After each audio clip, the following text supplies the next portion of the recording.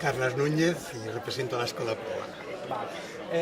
Quina opinió et mereix la consulta del 10 d'abril?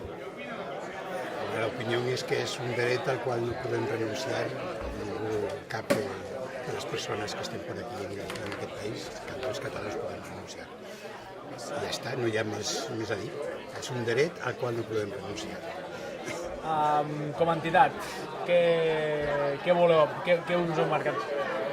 Aportar a la consulta?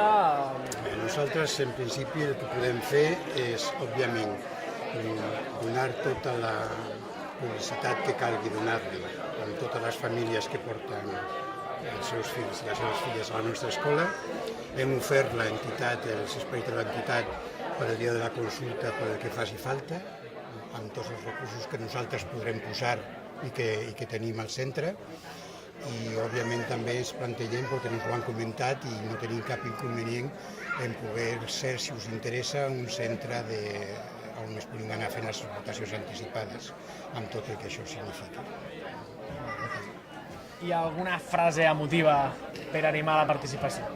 Que això ho veurà molta gent d'aquí al barri i és important...